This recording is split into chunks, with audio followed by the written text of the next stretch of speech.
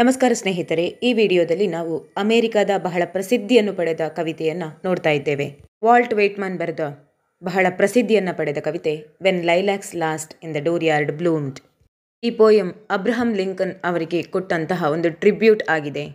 Abraham Lincoln ಅವರು ಅಮೆರಿಕದ ರಾಷ್ಟ್ರಾಧ್ಯಕ್ಷರು ಆಗಿದ್ದರು. ಈ ಕವಿತೆಯನ್ನು ಎಲಜಿ ಫಾರ್ಮಲ್ಲಿ ಬರೆಯಲಾಗಿದೆ. ಎಲಜಿ ಅಂದರೆ ಸಂತಾಪ ಗೀತೆ. ಹಾಗಿದ್ರೆ ಕವಿತೆಯನ್ನು ನೋಡೋಣ ಬನ್ನಿ. ವೆನ್ ಲೈಲಾಕ್ಸ್ ಲಾಸ್ಟ್ ಇನ್ ದ ಡೋರ್ಯಾರ್ಡ್ ಬ್ಲೂಮ್ಡ್ ಈ ಕವಿತೆಯನ್ನು 1865ರಲ್ಲಿ ಬರೆಯಲಾಯಿತು. ಈ ಕವಿತೆಗಳ ಸಂಕಲನವನ್ನು ಡ್ರಮ್ ಟ್ಯಾಪ್ಸ್ ಅಂತ ಕರೀತಾರೆ. ಇದು ಬಹಳ ವಿಸ್ತಾರವಾದ ಎಲಜಿಯಾಗಿದೆ. ಇದನ್ನು ಅಮೆರಿಕದ ಮಾಜಿ ಅಧ್ಯಕ್ಷರಾದ ಅಬ್ರಹಂ ಲಿಂಕನ್ ಅವರಿಗೆ ಸಮರ್ಪಿಸಲಾಗಿದೆ. ಒಟ್ಟಿಗೆ 16 ಭಾಗಗಳು ಇದೆ. ಇದು ಅಮೆರಿಕದ ಸಿವಿಲ್ ವಾರ್ ಕುರಿತು ಹೇಳ್ತಿದೆ. ಅಲ್ಲಿ ನೀಗ್ರೋ ಸ್ಲೇವ್ಗಳು ಅಮೆರಿಕದಲ್ಲಿ ಕಷ್ಟಪಡ್ತಾ ಇದ್ರಲ್ಲ, ಅವರನ್ನು ಸ್ವಾತಂತ್ರ್ಯಗೊಳಿಸಲು ಮಾಡಿದಂಥ ಹೋರಾಟವೇ ಸಿವಿಲ್ ವಾರ್. ಈ ಯುದ್ಧದ ಮುಂದಾಳತ್ವವನ್ನು ಅಬ್ರಹಂ ಲಿಂಕನ್ ಅವರು ವಹಿಸಿದ್ದರು. ಈ ಯುದ್ಧದ ಕೊನೆಯಲ್ಲಿ ಅವರ ಪ್ರಾಣ ಕೂಡ ಹೋಗ್ತದೆ. ಇದರಿಂದ ನಮ್ಮ ಕವಿ ತುಂಬ ಇಂಪ್ರೆಸ್ ಆಗಿ ತುಂಬ ಬೇಸರದಿಂದ ಈ ಕವಿತೆಯನ್ನು ಬರೆದಿದ್ದಾರೆ. ಇಲ್ಲಿ ಕವಿ ಅಬ್ರಹಂ ಲಿಂಕನ್ ಅವರ ಧೈರ್ಯ, ಡಿಟರ್ಮಿನೇಷನ್ ಹಾಗೂ ಅವರ ಸಾವಿನ ಕುರಿತಾದ ಸಿಂಪತಿ ಎಲ್ಲವನ್ನ ವ್ಯಕ್ತಪಡಿಸಿದ್ದಾರೆ. ಇಷ್ಟೆಲ್ಲ ಒಳ್ಳೆ ಕೆಲಸವನ್ನು ಮಾಡಿದಂತಹ ಅಬ್ರಹಂ ಲಿಂಕನ್ಗೆ ಒಬ್ಬರಲ್ಲದೆ ಇನ್ನೊಬ್ಬರಾದರೂ ಶತ್ರುಗಳು ಇದ್ದೇ ಇರ್ತಾರೆ ಅಲ್ವಾ. ಹಾಗೆಯೇ ಒಬ್ಬರು ಶತ್ರು ಅವರನ್ನು ಕೊಂದೇ ಬಿಡುವಷ್ಟು ದ್ವೇಷ ಹೊಂದಿತ್ತು. ಹಾಗೆ ಆ ಕೊಲ್ಲುವ ಕ್ರಿಯೆಯಲ್ಲಿ ಅವರು ಯಶಸ್ವಿಯಾಗಿ ಅಬ್ರಹಂ ಲಿಂಕನ್ ಸಾವನ್ನು ಹೊಂದುತ್ತಾರೆ. 1865 ಏಪ್ರಿಲ್ ತಿಂಗಳಲ್ಲಿ ಇವರ ಕೊಲೆಯಾಗ್ತದೆ. ಪಬ್ಲಿಕ್ ಆಗಿ ಕೊಂದುಬಿಟ್ರು. ನಮ್ಮ ಕವಿ ಅಬ್ರಹಂ ಲಿಂಕನ್ ಅವರ ನೆನಪಿನಲ್ಲಿ ಇನ್ನೊಂದು ಕವಿತೆಯನ್ನು ಬರೆದಿದ್ದಾರೆ. ಅದೇ ಓ ಕ್ಯಾಪ್ಟನ್ ಮೈ ಕ್ಯಾಪ್ಟನ್. ತುಂಬ ಸಣ್ಣ ಕವಿತೆಯಾಗಿದೆ, ಬಟ್ ಇದು ತುಂಬ ಲೆಂದಿಯಾಗಿದೆ. ಈ ಉದ್ದ ಕವಿತೆಯ ಸರಳ ಸಮರಿಯನ್ನು ನೋಡೋಣ. ಅಬ್ರಹಂ ಲಿಂಕನ್ ಅವರ ಡೆತ್ ಏನಾಯಿತು, ಅದು ಸ್ಪ್ರಿಂಗ್ ಸೀಸನಲ್ಲಿ ಆಯಿತು. ಆ ಸಮಯದಲ್ಲಿ ಲೈಲಾಕ್ ಎನ್ನುವ ಹೂವು ಅರಳುತ್ತದೆ. ಕವಿತೆಯ ಟೈಟಲ್ ಏನಿತ್ತು, ಲೈಲಾಕ್ ಬ್ಲೂಮ್ಡ್ ಇನ್ ಅ ಡೋರ್ಯಾರ್ಡ್, ಅದು ಇದಕ್ಕೆ ಸಂಬಂಧಿಸಿದೆ. ಇದಲ್ಲದೆ ಒಂದು ಗ್ರೇಟ್ ಸ್ಟಾರ್ ಆದ ವೀನಸ್ ಕುರಿತು ಕೂಡ ಬರೆದಿದೆ. ಕೂಡ ಏಪ್ರಿಲ್ ತಿಂಗಳಲ್ಲಿ ಆಕಾಶದಲ್ಲಿ ಕಾಣ್ತದೆ. ಇಲ್ಲಿ ಕವಿ ಹೇಳ್ತಾರೆ, ಅಬ್ರಹಂ ಲಿಂಕನ್ ಅವರನ್ನು ಕೊಲ್ಲಲ್ಪಟ್ಟ ಏಪ್ರಿಲ್ ತಿಂಗಳಿನಲ್ಲೇ ಲೈಲಾಕ್ ಅರಳುತ್ತದೆ, ಹಾಗೆಯೇ ವೀನಸ್ ಕೂಡ ಆಕಾಶದಲ್ಲಿ ಹೊಳೆಯುತ್ತದೆ. ಈ ಲೈಲಾಕ್ ಮತ್ತು ವೀನಸ್ ಪ್ರತಿ ವರ್ಷ ಏಪ್ರಿಲ್ ತಿಂಗಳಲ್ಲಿ ಹರಳುತ್ತದೆ ಮತ್ತು ಆಕಾಶದಲ್ಲಿ ಹೊಳೆಯುತ್ತದೆ. ಆದರೆ ಈ ವರ್ಷ ನಾನು ಗಮನಿಸಿದಂತೆ, ಯಾಕಂದರೆ ಅಬ್ರಹಂ ಲಿಂಕನ್ ಅವರ ಕೊಲೆ ಏನಾಯಿತು ಏಪ್ರಿಲ್ ತಿಂಗಳಲ್ಲಿ, ಆ ತಿಂಗಳಲ್ಲಿ ನಾನು ಗಮನಿಸಿದಂತೆ ವೀನಸ್ ಬೇಗ ಸೆಟ್ ಆಗಿದೆ. ಅಂದರೆ ಒಂದಷ್ಟು ಸಮಯ ಆಕಾಶದಲ್ಲಿ ಹೊಳಿತಾ ಇದ್ದ ವೀನಸ್ ಈ ವರ್ಷ ಬೇಗ ಮಾಯ ಆಗಿದೆ, ಕಾಣೆಯಾಗಿದೆ. ಇದರಿಂದ ನನಗೆ ತುಂಬ ದುಃಖವಾಗಿತ್ತು. ಯಾಕಂದರೆ ನಾನು ಸ್ಪ್ರಿಂಗಿಗಾಗಿ ಕಾಯ್ತಾ ಇದ್ದೆ. ಸ್ಪ್ರಿಂಗ್ ಸೀಸನ್ ಬಂದ ತಕ್ಷಣ ನನ್ನ ತಲೆಯಲ್ಲಿ ಅದೇ 2 ವಿಷಯಗಳಿರ್ತಾ ಇದ್ದವು, ಲೈಲಾಕ್ ಮತ್ತು ವೀನಸ್. ಆದರೆ ವೀನಸ್ ಬೇಗ ಮುಳುಗಿದ ಕಾರಣ, ಕಾಣೆಯಾದ ಕಾರಣ ನನಗೆ ತುಂಬ ಬೇಸರವಾಗಿತ್ತು. ಅದೇ ಸಮಯದಲ್ಲಿ ನಮ್ಮ ಗ್ರೇಟ್ ಲೀಡರ್ ಆದ ಅಬ್ರಹಂ ಲಿಂಕನ್ ಅವರ ಕೊಲೆಯಾಗಿತ್ತು. ಈ ಸ್ಪ್ರಿಂಗ್ ಸೀಸನಲ್ಲಿ ನನಗೆ 3 ವಿಷಯಗಳು ತುಂಬ ನೆನಪು ಬರ್ತದೆ. ಏನಂದರೆ, ತುಂಬ ಸುಂದರವಾಗಿ ಅರಳುವಂಥ ಲೈಲಾಕ್ ಹೂವು, ಹಾಗೆ ಆಕಾಶದಲ್ಲಿ ಹೊಳಿತಾ ಇರುವಂತಹ ವೀನಸ್, ಹಾಗೆ ನನಗೆ ತುಂಬ ಇಷ್ಟವಾದ ಈ ಒಬ್ಬ ವ್ಯಕ್ತಿ. ವಾಲ್ಟ್ ವಿಟ್ಮನ್ ಅವರು ಅಬ್ರಹಂ ಲಿಂಕನ್ ಅವರನ್ನು ತುಂಬ ಪ್ರೀತಿಸ್ತಾ ಇದ್ರು. ಮುಂದಿನ ಸಾಲುಗಳಲ್ಲಿ ಕವಿ ಇನ್ನೂ ವಿಶಾಲವಾಗಿ ಹೇಳ್ತಾ ಹೋಗ್ತಾರೆ. ಜೇಮ್ಸ್ ಮಿಲ್ಲರ್ ಅವರ ಹೇಳುವ ಪ್ರಕಾರ ಕವಿಯಾದ ವಾಲ್ಟ್ ವಿಟ್ಮನ್ ಅವರು ಅಬ್ರಹಂ ಲಿಂಕನ್ ಅವರನ್ನು ವೀನಸ್ ಸ್ಟಾರಿಗೆ ಹೋಲಿಸ್ತಾ ಇದ್ದಾರೆ. ಕವಿತೆಯಲ್ಲಿ ವೀನಸ್ ಅನ್ನೊಂದು ಸ್ಟಾರ್ ಎಂದು ಹೇಳಲಾಗಿದೆ. ಈ ವೀನಸ್ ಆಕಾಶದಲ್ಲಿ ಒಂದೇ ಕಡೆ ಸ್ಟ್ರಾಂಗ್ ಆಗಿ ನಿಂತಿರ್ತದೆ. ಅದೇ ತರಹ ಅಬ್ರಹಂ ಲಿಂಕನ್ ಅವರ ಲೀಡರ್ಶಿಪ್ ಕೂಡ ತುಂಬ ಪ್ರಬಲವಾಗಿತ್ತು. ಎಷ್ಟೇ ಕತ್ತಲು ಆವರಿಸಿದ್ರು, ಮೋಡ ಕವಿದ್ರು, ಆ ಪ್ರಬಲತೆ ಅನ್ನೋದೇನಿದೆ ವೀನಸ್ ಇದ್ದು ಅದು ಕಡಿಮೆ ಆಗ್ತಾ ಇರಲಿಲ್ಲ. ಅದೇ ತರಹ ಅಬ್ರಹಂ ಲಿಂಕನ್ಗೆ ಯಾರೇ ಪ್ರಭಾವ ಬೀರಿದ್ರು, ಯಾರೇ ವಿರೋಧವನ್ನು ತೋರಿಸಿದ್ರು, ಅವರು ಅವರ ಪ್ರಬಲತೆಯನ್ನು, ಸ್ಟ್ರಾಂಗ್ನೆಸ್ಸನ್ನು ಬಿಡ್ತಾ ಇರಲಿಲ್ಲ. ಬ್ರೈಟ್ ಸ್ಟಾರ್ ಆಗಿರೋ ವೀನಸ್ ಆಕಾಶದಲ್ಲಿ ಹೊಳೆಯುವಂತೆ ಅಬ್ರಹಂ ಲಿಂಕನ್ ಕೂಡ ನಮ್ಮ ಸಮಾಜದಲ್ಲಿ ಹೊಳಿತಾ ಇದ್ದಾರೆ. ಯಾವಾಗೆಲ್ಲ ನಾನು ವೀನಸನ್ನು ನೋಡ್ತೇನೆ, ಆವಾಗೆಲ್ಲ ನನಗೆ ನನ್ನ ಗ್ರೇಟ್ ಲೀಡರ್ ಆದ ಲಿಂಕನ್ ಅವರ ನೆನಪಾಗುತ್ತದೆ. ಮುಂದಿನ ಸಾಲುಗಳಲ್ಲಿ ಕವಿ ಮುಂದುವರಿಸ್ತಾ ಹೇಳ್ತಾರೆ, ನನ್ನ ಓಲ್ಡ್ ಫಾರ್ಮ್ ಹೌಸಿನ ಹತ್ರ ಒಂದು ಲೈಲಾಕ್ ಗಿಡವಿದೆ. ಅಲ್ಲಿ ನಾನು ಇಷ್ಟಪಡುವಂತಹ ಗ್ರೇಟ್ ಪರ್ಸ್ನಾಲಿಟಿ ಅಬ್ರಹಂ ಲಿಂಕನ್ ಅವರಿಗೆ ಏನೋ ಒಂದು ಆಫರ್ ಮಾಡಲಿಕ್ಕೆ ಇಷ್ಟಪಡ್ತೇನೆ. ಆ ಆಫರಿಂಗ್ ಬೇರೆ ಯಾವುದೂ ಆಗಿರದೆ ಲೈಲಾಕ್ ಫ್ಲಾರೇ ಆಗಿದೆ. ಕವಿಯ ಓಲ್ಡ್ ಫಾರ್ಮ್ ಹೌಸಿನ ಹತ್ತಿರ ಬೆಳೆದಂತಹ ಲೈಲಾಕನ್ನು ಅವರು ಪ್ಲಕ್ ಮಾಡಿ ಲಿಂಕನಿಗೆ ಕೊಡ್ತಾರೆ. ಅದು ತುಂಬ ಉದ್ದವಾಗಿ, ಸುಂದರವಾಗಿ ಮತ್ತು ತುಂಬ ಬ್ಯೂಟಿಫುಲ್ ಆದ ಅಟ್ರಾಕ್ಟಿವ್ ಕಲರನ್ನು ಹೊಂದಿದೆ. ನೋಡಲಿಕ್ಕೆ ಕೋನ್ ಶೇಪಲ್ಲಿದೆ. ಅದರ ಒಳಗಡೆ ಒಂದು ಸ್ಟ್ರಾಂಗ್ ಪರಿಮಳ ಕೂಡ ಇದೆ. ಈ ಸಾಲುಗಳಲ್ಲಿ ಕವಿ ಲೈಲಾಕ್ ಫ್ಲವರನ್ನು ತುಂಬ ಸುಂದರವಾಗಿ ವರ್ಣಿಸಿದ್ದಾರೆ. ಮುಂದುವರಿತಾ ಕವಿ ಅಬ್ರಹಂ ಲಿಂಕನ್ ಕೊಲೆಯಾದ ಘಟನೆಯನ್ನು ವಿವರಿಸ್ತಾ ಇದ್ದಾರೆ. ಅವರ ಡೆಡ್ ಬಾಡಿಯನ್ನು ಒಂದು ಕಾಫಿನ್ನ ಒಳಗೆ ಇಡಲಾಗಿತ್ತು. ಕಾಫಿನ್ ಅಂದರೆ ಶವವನ್ನು ಇಡುವ ಒಂದು ಬಗೆಯ ಪೆಟ್ಟಿಗೆ. ಲಿಂಕನ್ ಅವರ ಶರೀರವನ್ನು ಕಾಫಿನ್ನ ಒಳಗೆ ಇಟ್ಟು ಪೂರ್ತಿ ನಗರವನ್ನು ಅಥವಾ ಇಡೀ ಅವರ ಪ್ರದೇಶ ಏನಿತ್ತು ಅದನ್ನು ಸುತ್ತಾಡಿಸಲಾಯಿತು. ವಾಷಿಂಗ್ಟನ್ ಸಿಟಿ ಅದರ ಫೈನಲ್ ಡೆಸ್ಟಿನೇಷನ್ ಆಗಿತ್ತು. ಅವರ ಶರೀರವನ್ನು ದಿನ ರಾತ್ರಿಗಳ ಭೇದವಿಲ್ಲದೆ ಕಂಟಿನ್ಯೂಸ್ ಆಗಿ ತೆಗೆದುಕೊಂಡು ಹೋಗಲಾಗಿತ್ತು. ಅದು ಬೇರೆ ಬೇರೆ ಪ್ರದೇಶದಲ್ಲಿ, ಲೇನ್ನಲ್ಲಿ, ವುಡ್ನಲ್ಲಿ, ಹಾಗೆ ಪ್ಲೇನ್ ಜಾಗದಲ್ಲಿ ಎಲ್ಲ ಕಡೆಯೂ ಅವರ ಶರೀರವನ್ನು ತೆಗೆದುಕೊಂಡು ಹೋಗಲಾಗಿತ್ತು. 4 ದಿಕ್ಕಿನಲ್ಲೂ ಕಳಿಸಿಕೊಡಲಾಗಿತ್ತು ಹಾಗೂ 4 ದಿಕ್ಕಿನಲ್ಲೂ ಆ ದುಃಖದ ಛಾಯೆ ಮಡುಗಟ್ಟಿತ್ತು. 4 ದಿಕ್ಕಿನಲ್ಲೂ ಕತ್ತಲೆ ಆವರಿಸಿತ್ತು. ಎಲ್ಲರೂ ಕಪ್ಪು ವಸ್ತ್ರಗಳನ್ನು ಧರಿಸಿದ್ರು. ಯಾವ ಜಾಗದಲ್ಲೆಲ್ಲ ಶರೀರವನ್ನು ತೆಗೆದುಕೊಂಡು ಹೋಗಲಾಗಿತ್ತು ಅಲ್ಲೆಲ್ಲ ಜನರು ಕೂಗ್ತಾ ಇದ್ರು, ಅಳ್ತಾ ಇದ್ರು, ತಮ್ಮ ದುಃಖವನ್ನು ಜೋರಾಗಿ ವ್ಯಕ್ತಪಡಿಸ್ತಾ ಇದ್ರು. ಚರ್ಚ್ಗಳಲ್ಲಿ ಗಂಟೆಯ ಶಬ್ದ ಹೊರಡ್ತಾ ಇತ್ತು. ಕವಿ ಲೈಲಾಕ್ ಫ್ಲವರನ್ನು ಅಬ್ರಹಾಂ ಲಿಂಕನ್ಗೋಸ್ಕರ ತೆಗೆದುಕೊಂಡು ಹೋಗಿದ್ರಲ್ಲ, ಅವರು ದೊಡ್ಡ ಸನ್ಮಾನ ಮಾಡುವ ರೀತಿಯಲ್ಲಿ ಅವರ ಕಾಫಿನ್ನ ಮೇಲೆ ಇಡ್ತಾರೆ. ಈ ಸಾಲುಗಳಲ್ಲಿ ನಮಗೆ ಗೊತ್ತಾಗೋದು ಏನೆಂದರೆ, ದೇಶದ ಕತೆ ಏನು, ಒಬ್ಬ ಸ್ಟ್ರಾಂಗ್ ಆಗಿದ್ದ ಲೀಡರ್, ಎಲ್ಲವನ್ನ ಮುಂದಾಳತ್ವ ವಹಿಸ್ತಾ ಇದ್ದಂತಹ ನಾಯಕ ಕಣ್ಮರೆಯಾದಾಗ ದೇಶ ಹೇಗೆ ಅವನನ್ನು ಮಿಸ್ ಮಾಡ್ತದೆ ಅನ್ನೋದನ್ನು ತಿಳಿಸ್ತದೆ. ಕವಿ ಮುಂದಿನ ಸಾಲುಗಳಲ್ಲಿ ಮುಂದುವರಿಸ್ತಾ ಹೇಳ್ತಾರೆ, ನಾನೀ ಲೈಲಾಕ್ ಫ್ಲವರನ್ನು ಅಬ್ರಹಾಂ ಲಿಂಕನಿಗೋಸ್ಕರ ಮಾತ್ರ ತರಲಿಲ್ಲ, ಬದಲಾಗಿ ಅಲ್ಲಿ ನಿಂತಿರುವ ಅಷ್ಟು ಜನ ಸಮುದಾಯಕ್ಕೋಸ್ಕರ ತಂದಿದ್ದೇನೆ. ಯಾರೆಲ್ಲ ಈ ಸಿವಿಲ್ ವಾರ್ನಲ್ಲಿ ಡೆತ್ ಆಗಿದ್ದಾರೆ ಅವರಿಗೋಸ್ಕರ ತಂದಿದ್ದೇನೆ. ಹಾಗೆ ಮಾಡಿದಂಥ ಪ್ರತಿಯೊಬ್ಬ ಯೋಧನ ಕಾಫಿನ್ನ ಮೇಲೆಯೂ ನಾನು ಈ ಲೈಲಾಕ್ ಫ್ಲವರನ್ನು ಇಡಲಿಕ್ಕೆ ಬಯಸ್ತೇನೆ. ಈ ಸಾಲುಗಳಲ್ಲಿ ಕವಿ ಡೆತ್ ಅನ್ನು ಸೇನ್ ಮತ್ತು ಸೇಕ್ರೆಡ್ ಅನ್ನೋ ವರ್ಡನ್ನು ಯೂಸ್ ಮಾಡಿದ್ದಾರೆ. ಕವಿ ಪದಗಳನ್ನು ಬಳಸುವ ಮೂಲಕ ಈ ಡೆತ್ ಅನ್ನೋದು ಹೇಗೆ ಬರ್ತದೆ ಅಂತ ಹೇಳ್ತಾರೆ. ಇಲ್ಲಿ ಪುನಃ ಕವಿ ಆ ವೀನಸ್ ಸ್ಟಾರ್ನ ಕುರಿತು ಮಾತಾಡ್ತಾ ಇದ್ದಾರೆ. ವೀನಸ್ ನನಗೆ ಈಗ ಗೊತ್ತಾಗ್ತಾ ಇದೆ, 1 ತಿಂಗಳ ಹಿಂದೆ ನೀನು ಏನು ನನಗೆ ಹೇಳಲಿಕ್ಕೆ ಬಯಸಿದ್ದೆ ಅನ್ನೋದು. ಆ ರಾತ್ರಿಗಳಲ್ಲಿ ಒಬ್ಬನೇ, ಆ ಡಾರ್ಕ್ ರಾತ್ರಿಗಳಲ್ಲಿ ಒಬ್ಬನೇ ವಾಕಿಂಗ್ ಮಾಡ್ತಾ ಇದ್ದೆ. ನನಗೆ ಆ ಕ್ಷಣದಲ್ಲಿ ನಿನ್ನನ್ನು ನೋಡುವಾಗ ನೀನು ತುಂಬ ನಿರಾಶೆಯಲ್ಲಿದ್ದಾಗೆ ಕಾಣುತ್ತಿತ್ತು. ಆಕಾಶದಿಂದ ಕೆಳಗೆ ಬಂದು ಅದನ್ನು ನೋಡುವಾಗಲೇ ನನಗೆ ಅನಿಸಬೇಕಿತ್ತು, ಏನೋ ಒಂದು ಆಗಬಾರದ ಕೆಟ್ಟ ಘಟನೆ ಆಗುತ್ತದೆ ಎನ್ನುವುದು. ನೀನು ವೆಸ್ಟರ್ನ್ ಸ್ಕೈಯಲ್ಲಿ ಮುಳುಗಿದೆ. ಆಗಲೂ ನನಗೆ ಗೊತ್ತಾಗಲಿಲ್ಲ ನೀನು ಏನೋ ತುಂಬ ಕೆಟ್ಟದಾಗುವುದಿದೆ ಎನ್ನುವ ಸೂಚನೆಯನ್ನು ಕೊಡ್ತಾ ಇದ್ದಿ ಎನ್ನುವುದು. ಮುಂದೆ 9ನೇ ಸೆಕ್ಷನಲ್ಲಿ ಬರ್ಡ್ ಸಿಂಗ್ ಮಾಡುವ ರೀತಿಯನ್ನು ಕವಿ ಹೇಳ್ತಾರೆ. ಯಾವ ರೀತಿ ಬರ್ಡ್ ತುಂಬ ರೋದನೆಯಿಂದ ಅಳ್ತಾ ಇದೆ. ಇಲ್ಲಿ ಕವಿ ಐ ಹಿಯರ್ ಅನ್ನೋ ವರ್ಡನ್ನು ತುಂಬ ಸ್ಟ್ರಾಂಗ್ ಆಗಿ ಹೇಳ್ತಾರೆ. ಇದು ತುಂಬ ಸ್ಟ್ರಾಂಗ್ ಆಗಿ ಕನ್ವೆ ಆಗ್ತದೆ ಸ್ಪೀಕರ್ ಮತ್ತು ಸಿಂಗರ್ನ ಮಧ್ಯದಲ್ಲಿ. ಕವಿ ಆ ಹಕ್ಕಿಗಳು ಹಾಡುವ ಸಾಂಗನ್ನು ಅರ್ಥ ಮಾಡಿಕೊಳ್ಳಿಕ್ಕೆ ಪ್ರಯತ್ನಿಸ್ತಾ ಇದ್ರು. ಆದರೆ ಆಗಲೂ ಅವರ ಮನಸ್ಸಿನಲ್ಲಿ ಆ ಸ್ಟಾರ್ ಮುಳುಗಿದ್ದೇ ಯೋಚನೆ ಆಗ್ತಾ ಇತ್ತು. 10ನೇ ಸೆಕ್ಷನಲ್ಲಿ ಕವಿ ಕ್ವಶ್ಚನ್ನೊಂದಿಗೆ ಪ್ರಾರಂಭಿಸಿ ಅಬ್ರಹಾಂ ಲಿಂಕನ್ ಅವರನ್ನು ಹೂಳುವಂತಹ ಜಾಗ ಕೂಡ ಕವಿಗೆ ತುಂಬ ಡಿಫ್ರೆಂಟ್ ಆಗಿರಬೇಕು, ತುಂಬ ಅಟ್ರಾಕ್ಟಿವ್ ಆಗಿರಬೇಕು, ಸ್ಮೆಲ್ಲಿ ಆಗಿರಬೇಕು ಅನ್ನಿಸ್ತದೆ. ಅದಕ್ಕಾಗಿ ಒಂದಷ್ಟು ಅರೇಂಜ್ಮೆಂಟನ್ನು ಕವಿ ಮಾಡ್ತಾರೆ.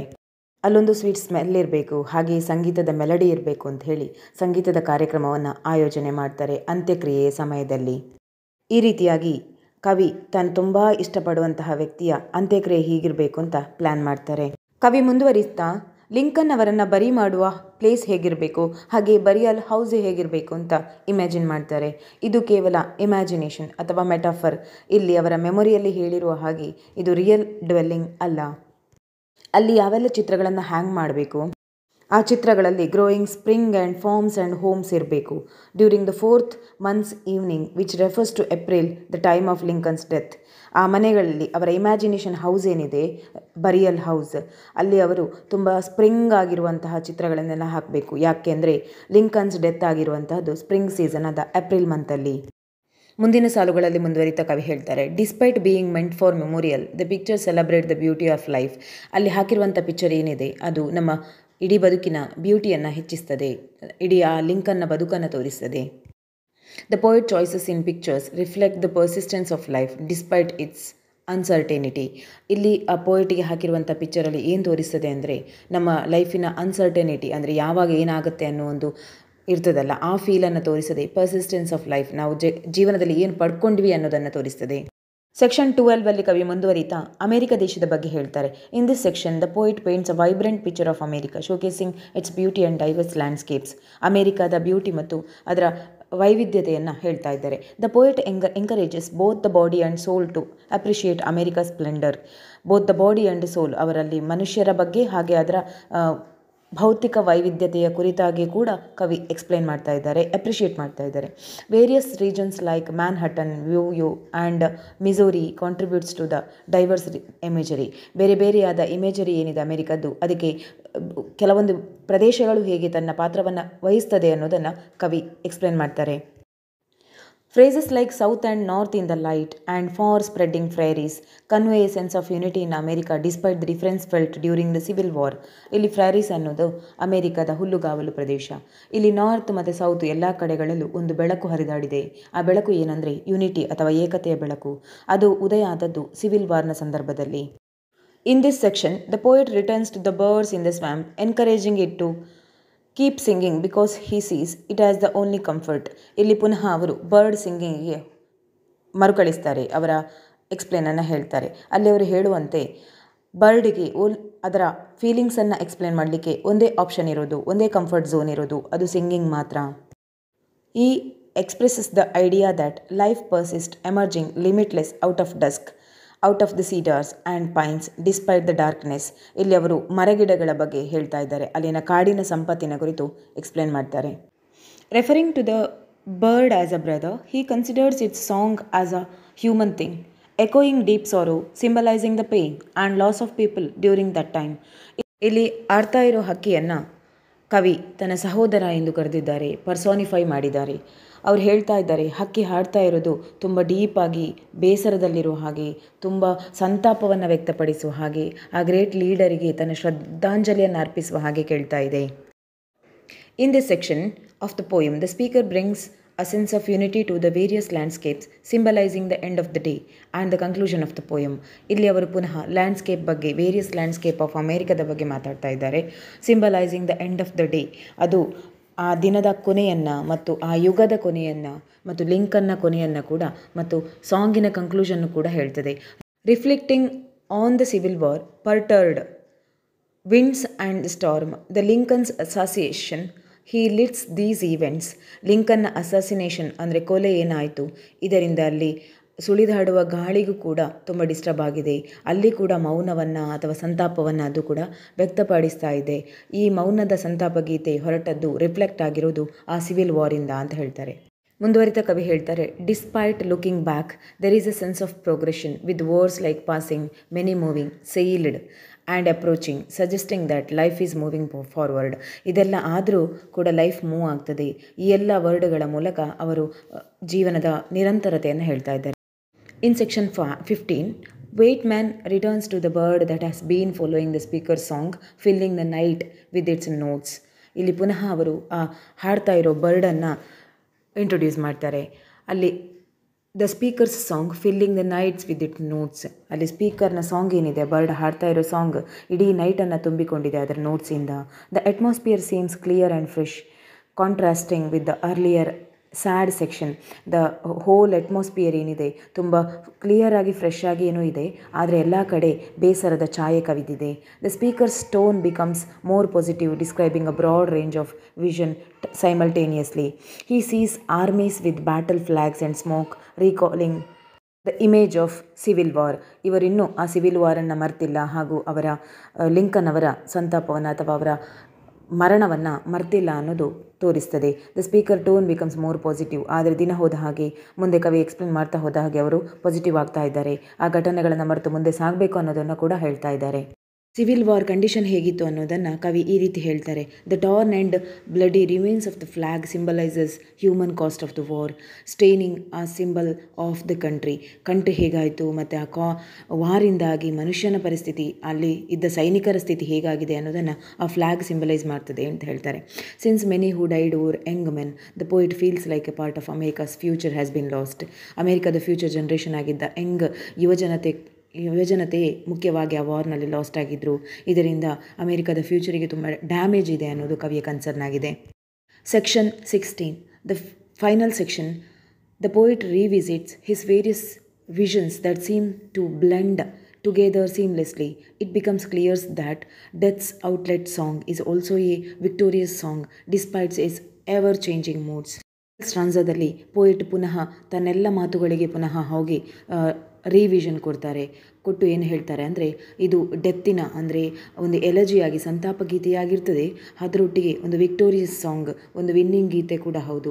ಅಂತಹ ಒಬ್ಬ ಗ್ರೇಟ್ ನಾಯಕನನ್ನು ಕಳ್ಕೊಂಡ ಯುವಜನತೆ ಅಥವಾ ಅಮೆರಿಕದ ಪ್ರಜೆಗಳು ಮುಂದೆ ಹೇಗಿರಬೇಕು, ಅವರಿಂದ ಪಡೆದಂಥ ಸ್ಫೂರ್ತಿ ಏನು ಎನ್ನುವುದನ್ನು ಕವಿ ಹೇಳ್ತಾರೆ. The speaker in full circle is passing by the lilacs, returning to where the poem began. ಪುನಃ ಎಲ್ಲಿಂದ ಪೋಯಮ್ ಶುರುವಾಯಿತು ಅಂದರೆ ಲೈಲ್ಯಾಕ್ಸಿಂದ ಅದಕ್ಕೆ ಪುನಃ ಹೇಳ್ತಾ ಇದ್ದಾರೆ ಲೈಲ್ಯಾಕ್ಸ್ನ ಫೀಲಿಂಗ್ಸ್ ಏನು, ಯಾಕೆ ಹೇಳಿದರು ಅಂತ.